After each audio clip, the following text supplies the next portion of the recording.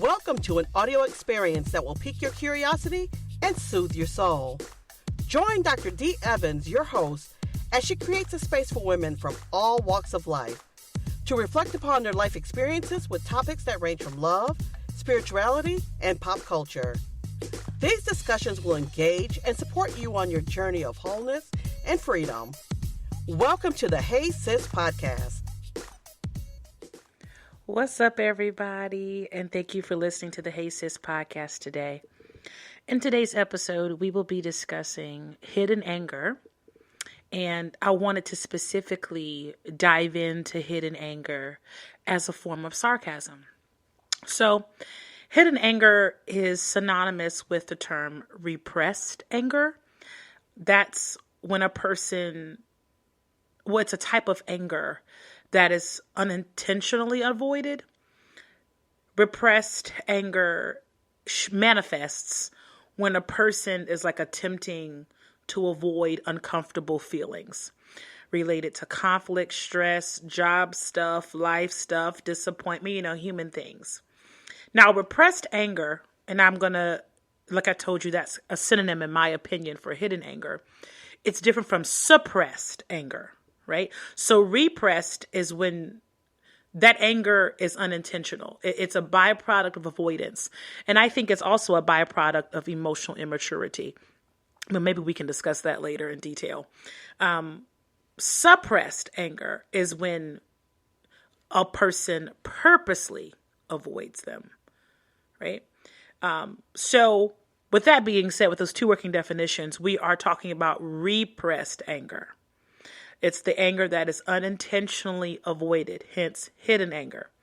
Now, anger is universally known as a secondary emotion that all humans experience. There's no shame in getting angry. It's typically in response to a situation or a conflict that a person can perceive as stressful, unfair, weird, dangerous.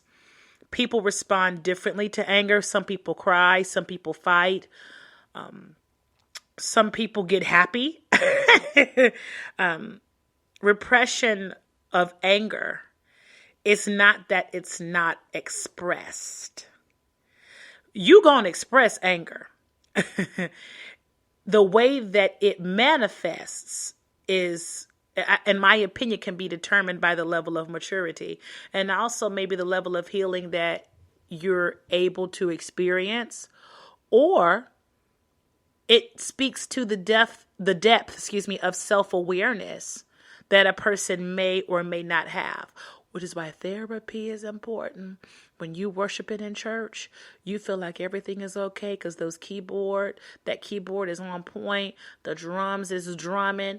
The bass player is doing what he got to do. The screens are on point. You in worship, the vibrations, the sounds is hitting. You're feeling it. But when you leave that place, you pick up that stuff you thought you laid down when you were singing Holy Spirit, you are welcome here, without realizing, honey, that's just the power and the presence of God. Now, we know that he can change you in a moment. Glory to God. But their behaviors that are roots dug deep inside that have to be plucked up. You can't worship away hidden anger. Okay? You can't just sing that away. It's something you have to address. Okay? Ignoring it is not going to make your feelings go away. Hence why hidden anger is dangerous and why hidden anger is the fruit of the fall of so many friendships, marriages, job loss, financial statuses, reputations. I think it's the foundation of some envy that people have, some unmitigated gall, some bitterness, some resentment, unfair expectations. I think it's all found in hidden anger, but today I wanted to specifically focus on sarcasm, but we'll see where that goes. So, hidden anger can occur for a multitude of reasons. I mean, of course, we can go through the list of childhood trauma, or trauma in life, adult trauma. I mean, adulting is traumatic. I know that we want to label these horrific events as this is the only type of trauma there is. But being the black sheep in the family is traumatic. Being the only light-skinned one in your family is traumatic, especially if there's colorism present. I'm just being honest. Being the soft one can be traumatic. Being different can be traumatic. Being the product of a divorce, traumatic. Being a product of rape, traumatic. Not ever having enough, traumatic. So it doesn't have to be something as severe as I saw a kitten be murdered, as this is the only way that something can be defined as traumatic. Trauma is perception based, right? So cultural norms play a huge factor in how people learn to express anger, and also how people learn that level of self-awareness I mentioned earlier. That's a cultural thing. You don't know what you're not self-aware of unless you are able to, in my opinion, have a level of self-awareness, which can be introduced, I believe, through faith, through discipline, through therapy, and also relationships, community. Your real friend should be able to tell you the truth about yourself and you not get upset. I'll move on from that. There are also cultural norms that teach people to not express their anger. As a Black woman, I will tell you right now, I understand why many Black women are angry. I had someone tell me, oh, you're just mean. No, because I'm fat and Black and intelligent and I'm stern when I speak does not mean that I'm mean. It means you're intimidated, which has nothing to do with me. Again, I'm emotionally mature enough to know, no, I'm not mean. You just can't handle what I'm saying, which is okay. You cannot handle it. That's your choice. But to label me, that's a problem. And there's a lot of Black women who feel the same way as me. There's a lot of Black women who have to fight every time they walk into a room. It's a lot of Black women who had to fight for equal pay. A lot of Black women who grew up as single mothers. A lot of Black women who had a husband and still felt like there was a single mother. A lot of Black women have had to deal with white fragility in corporate America and multi-ethnic churches. It's real. Okay, I'm speaking from experience as a Black woman. I know that other races go through things that are traumatic as well, but let me speak from my own experience. Women of color experience trauma in the workplace, in ministry, with cultural norms. And oftentimes in the culture of said people who are of color, we're taught to just grin and bear it. We're taught that. Black or African American culture, Latino culture, come on now. Especially Indian culture, you can be shamed for expressing yourself too much. And if you have not been taught to express how you really feel, or how it hurt you when your grandmama said you look real fat in that dress, okay? You were taught to just smile and respect your elders without really processing that was embarrassing, and you don't like how that made you feel. You see what I'm saying there? There are cultural norms within the African American traditions, especially in my own family, that were toxic. And I'm self-aware enough now to be like, yeah, don't try that no more. I don't have to be hazed to be loved. Okay? So with that being said, some of us have grown up being shamed or criticized for our emotional expression. And then we internalize it because the belief that something made us feel uncomfortable and there's no support there, or that it's not safe to express your feelings, it can cause you to repress your emotions instead of express. Another example, if you grew up like in a house with an abusive parent, you might have the ability to disassociate from abuse or fear or danger. It doesn't mean you've healed. Oh yeah, my mom was abused as a child. I see my father hit her, but I don't deal with that now. I'm good. I'm out the house. See, those are red flags when people say things like that, because just because you're not in an abusive relationship like your mom, have you dealt with all of what happened to you? Have you dealt with all of what you've seen? Have you dealt with what you could not speak to? Have you dealt with the fact that you couldn't protect your mom? Have you dealt with the fact that your mom couldn't protect you in the moments where your father was abusing your mom? How did that make you feel? How did that change your view of men? The rabbit hole goes deep. Okay? It's important to remember that this abuse, like the example I gave, is a very broad example, right, of how we can repress our anger because it's not safe to speak. It's not safe to to be ourselves. And then what happens? We become shells of ourselves. And then we meet people who seemingly have it all together, because you're looking from a lens of a person that has bitterness and anger and rage that's unexpressed. And so your lens is tainted. It's a little dirty. You can't see people rightly. And so if you think someone has more than you, or you think they don't deserve the happiness that you wish you had, that hidden anger can turn real quick into bitterness, resentment, into you plotting against someone, into you having feelings that are just unfair concerning people. So some triggers for repressed anger, I'm going to run through them really quickly, or common causes that I feel that are important to list are having the tendency to intellectualize your emotions without feeling them. That's to me a sign of hidden anger. Always blaming other people for what they've done and not taking ownership of your role. Again, that lack of emotional maturity, in my opinion, is a pillar of hidden anger. Wanting to please others. Woo, that people pleasing. Because people pleasing and oversharing leads to unfair expectations, which leads to anger. People that people please have an unfair expectation of people.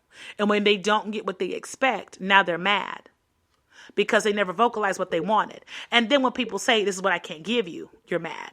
And then if you don't vocalize what you want, and you just are creepy and you're a people pleaser by way of, oh my God, I want you to say this, and you end up looking crazy, then you're mad because you feel like your reputation is completely shattered, or people don't love you, or you feel isolated. This hidden anger thing can be a two-edged sword. Also having a position of authority that requires like a neutral personality, that can really trigger hidden anger. Having high levels of shame. I would like to say being embarrassed can trigger repressed anger. Being embarrassed. Actually being called out for wrongdoing, I've seen cause hidden anger to manifest. Because we love to say what everybody else is doing, but we hate being called out for what we are doing. The victim blaming thing has to cease.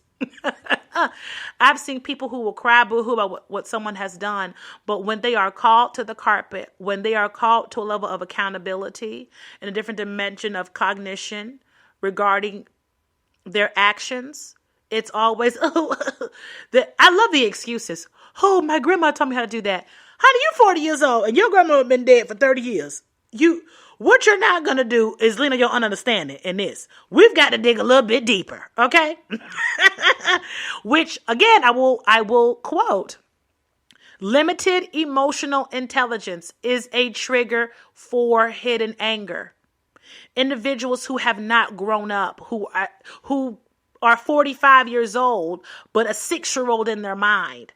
They're stuck in the place where they didn't get what they want, or they're stuck in the place where they were abused, or they're stuck at the age of their trauma. And it's hard being a 6-year-old mentally in a 45-year-old body. And we see that manifest in the workplace. We see it manifest in church. Have you ever seen a woman who's not fulfilled by her husband? When she manifests hidden anger, it's traumatic. I mean, it's something that can be on World Star. I've been in ministry my whole life, and those meltdowns from the stay-at-home moms, that husbands don't pay attention to them, and they need to be the head of everything at church because they need to feel wanted. Ooh, if they don't get to be the captain of the usher board, they manifest in ways that is unreal. It's like, oh, I didn't know this was Lifetime Movie Network. Hello, this is Snapped, Season 1, Church Edition, because that hidden anger of what they're not getting at home, the hidden anger of being rejected, the hidden anger of what mom said about me, the hidden anger of not being appreciated, it all blows up because baby girl was not able to be the captain of the usher board. I seen a lady, I'm talking about manifest, okay? She manifested because she wasn't put over a prayer team. What? You mean to tell me you got a husband, you got kids, you got a job, you you got bills, okay? You got business. And you mad because you won't be over like a volunteer position for a 2-day conference. Like you over here crying because of that. See, the issue isn't you being over the prayer team, baby girl. You got some hidden anger in there that's got to be worked out. The devil isn't after you. He's already got you. After, you look caught up to me. And oftentimes people need to see that, oh my God, I don't know why they acted like that. Well, you need to go on a quest with the Lord to find out what was going on.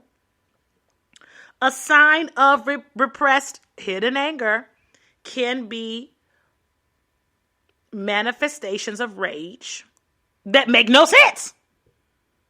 Have you ever watched those Karen compilations on YouTube? I'm low-key obsessed, y'all. I mean, first of all, I love YouTube Premium, period. I think YouTube is a whole streaming service at this point. I watch everything from Karen videos to reptilians and Illuminati, right? So I watched a good 25 minutes. Well, I didn't give all of my attention to it, but it was playing in the background. And I got to watch these Karens manifest in the airport. And when I tell you, I ain't seen so much demonic activity. I said, look at this. It goes from denial to lies to crying to manipulation. It's a whole lot. But the root of some of these videos that I've seen is hidden anger. Something's going on that moment triggered. Being pulled over triggered them. Not having their sandwich made properly triggered them. It's crazy. So that's why I said hidden anger is dangerous. Now, another sign of, before we get to the sarcasm piece, another sign of hidden anger is being uncomfortable with conflict and confrontation. A sign of hidden anger, or that you may be dealing with hidden anger, is overusing avoidance to cope with difficult emotions. Them people on 600-pound life don't like Papa John's that much. Okay, there's some hidden anger and abuse that food is soothing for them temporarily. Everybody doesn't wear their pain, but some people do. Experiencing chronic muscle tension or headaches, that is a form of hidden anger. The body will tell what the mind is oppressed by. Also, being passive aggressive when you interact with others, that's a part of sarcasm. Having difficulty setting boundaries, standing up for yourself, that's a byproduct of hidden anger. Not being emotionally intelligent enough to realize that disrespect is not okay. Then being upset when someone disrespects you, but never having the strength to stand up for yourself and say, I would like to be respected. It's a cycle of anger, a cycle of hidden anger. Feeling like you're not loved, rejection, anger. It's just revolving cycles. Feeling bitter or envious or resentful of others. Signs of hidden anger. Ignoring things that bother or upset you rather than addressing them. Forms of avoidance. And holding grudges and ruminating on things that upset you. That is a sign of hidden anger. Why are you over here mad about something you can address and let go? Hidden anger loves to collect things. I think hidden anger, its rapper name is hoarder. That demon, you gotta say it, the demonic stronghold of anger loves to hoard memories, hoard pain, store it all up so that when you try to break free, you can't really get out of it. It's dangerous. Have you ever seen that show Hoarders? They be so packed up in there with rat poop everywhere, boxes. Spiritually, that's the life of some people. They're trying to get out, but they can't. If they move to the left, all the boxes may come crumbling down. They may be debilitated for weeks if they really address what's going on, because there's so much stuff that they've been keeping inside, right? And then there's a guilt. There's a level of guilt and shame that accompanies hidden anger, because I believe that rationalization has been the death of many female baby boomers. And limited emotional intelligence is the second killer. I know we got heart disease. I know we got all those other cancers that are killing people and diabetes. But that hidden anger piece, my grandmother's sisters, my great aunts, they've died from some interesting diseases that I can link back to depression, that I can link back to rejection, that I can link back to, drum roll please, hidden anger. So the whole point of me going through that was to bring up sarcasm as a byproduct of hidden anger. Now, sarcasm is like, by definition, in my opinion, it's a feeble attempt to disguise anger. Feeble. When people say, I'm sarcastic, oh, you just not in touch with who you are and you think you can tell a joke and be mean and think I not tell you that I know you meant everything you said, then you're going to be in denial. See, you can't tell me stuff like that. I'm just sarcastic. No, you're just not healed. You need to go on Iyanla Fix My Life. I don't care where you go. CVS to get a prescription. But I'm very clear. I am not a trash can for the things you refuse to heal. Remember I said earlier, you learn about yourself in a community. I am not telling you that you have to take on other people's problems. You have a responsibility as a Christian woman of God. Call that thing out. Girl, I love you, but that sarcasm is something with that. You're going to have to do some soul searching. Or, hey, sis, I noticed that every time we say this, you're always sarcastic. Are you okay? Like, how can I be there for you? How can I pray for you? Because I'm concerned about you. Because sarcasm isn't a fruit of the spirit, and it feels like you've got some other things going on. How can I help you through this journey? So sarcasm can be used as a weapon to demean people. But underneath it all, I think sarcasm is the fruit of the spirit of deception. Isn't that a part of the kingdom of hidden anger as well? But sarcasm can be a means of diminishing feelings of vulnerability that may be experienced in the willingness to acknowledge underlying feelings. Now, when people who are sarcastic get defensive when they get defensive about being called out about their actions, it's always, oh, you're taking it too personally, or you're being too sensitive. That's what I mean by they invalidate the other person's feelings, and then therefore avoid feeling guilty or responding or responsible for causing the other person pain. Now, sarcasm can be used with playful intent, but it's important to have a relationship in order to do that. I think it's important to be clear about what you feel and how you feel it. Because like I said, hidden anger can be dangerous. And we don't need to be burning bridges unless you don't want to cross them again. There are some bridges you need to burn down to the ground. Okay? But not every bridge. Some bridges you need to cross over. And that's okay. Sarcasm as the fruit of hidden anger. I've seen it. I've seen sarcasm turn people unnecessarily bitter. and I'm going to go here, especially them baby boomers. I won't even use my own family. Sometimes we have bitter aunties that mad at the world. Mad because Uncle Johnny ain't never been faithful. Bitter aunties that's just mad they never got to go to college. Just bitter. And that bitterness creeps up at the people that they love at their expense. I've seen bitter auntie rage manifest at graduations, at award ceremonies, because it's difficult to celebrate someone when you are repressing anger that no one ever saw you. Like I said earlier, this is stuff you cannot worship away. I'm just going to sing a song 5 times and all of my anger is going to be gone. It doesn't work like that. I'm going to give an offering of $50, run around the church, confess it. I'm going to buy the healing oil and the miracle spring water, and my anger is just going to flee as far as the east is from the west. Not likely. You have got to address what happened, how it hurt you, and sit in it. And it's going to suck. It's going to suck. But uncovering the truth and sitting with God and saying, God, I don't like this. I don't like what it feels like. I don't like how it's changed me. Help me. So you hear that prayer? It's not, oh God, you have been founded before the sea. It's not deep. The prayer is authentic. Your tears can speak for you too. For those of you who don't have the language, your tears are a language. Hidden anger is already speaking for you. Don't let the voice of your pain be louder than your honesty.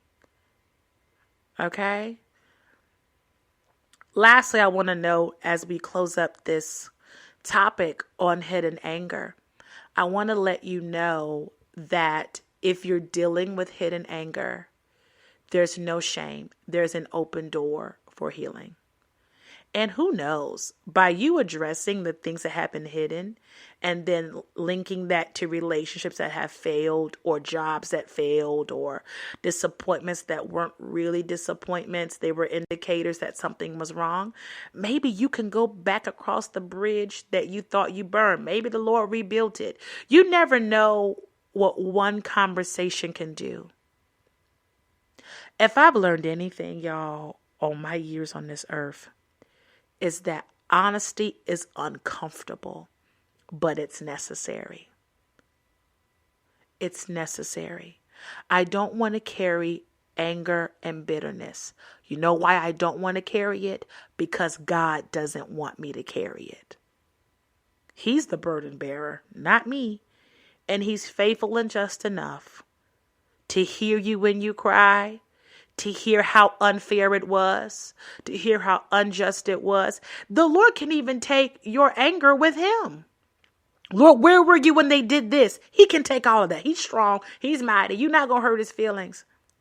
But when you get through vocalizing and expressing yourself, just have a little mustard seed area, a little mustard seed worthy opening in your heart, that you would be able to receive the healing and the peace of the Lord.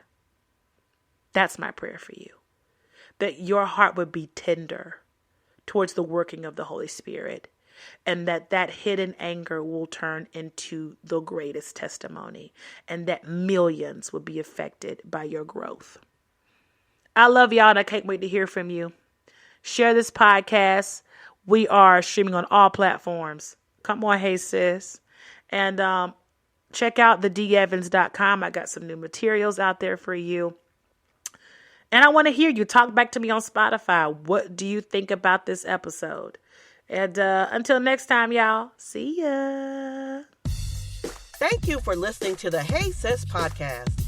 Continue the conversation by visiting www.theDEvans.com and follow us for more updates.